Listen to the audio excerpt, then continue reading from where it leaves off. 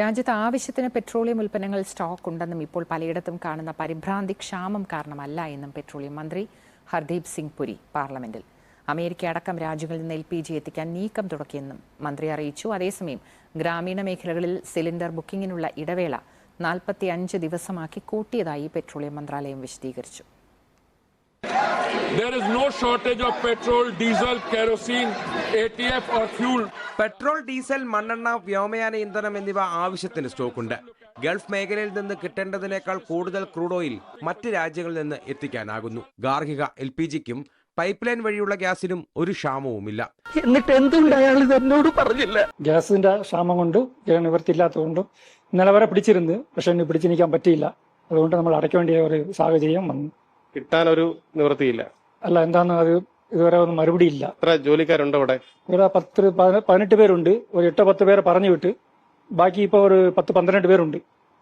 അവരുടെ കാര്യമൊക്കെ എന്ത് ചെയ്യും? അവർക്ക് നമ്മൾ തന്നെ ഫുഡ് ഉണ്ടാക്കി കൊടുക്കും. 2-3 ദിവസം കൂടെ നോക്കണം, അല്ലെങ്കിൽ അവരെയും പറഞ്ഞു വിടണം.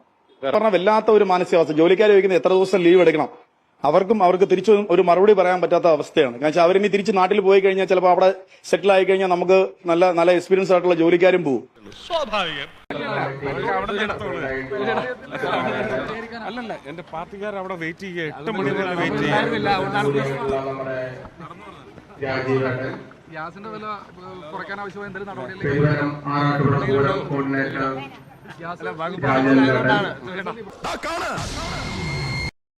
ആവശ്യമായ ബദൽ മാർഗങ്ങൾ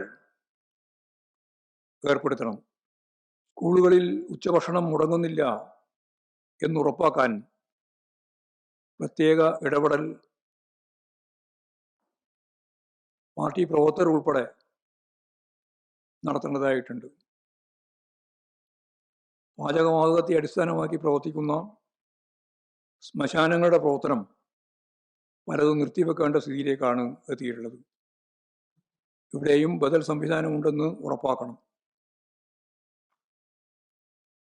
പാചകവാതകത്തിൻ്റെ പൂഴ്ത്തിവെപ്പും കരിഞ്ചന്തയും നടക്കുന്നില്ലെന്ന് ഉറപ്പാക്കാനും ജനകീയ ഇടപെടലിലൂടെ നമുക്ക് സാധിക്കണം.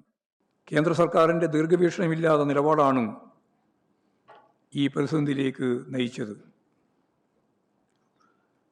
രാജ്യത്താകെ പ്രതിസന്ധി രൂക്ഷമായിട്ടും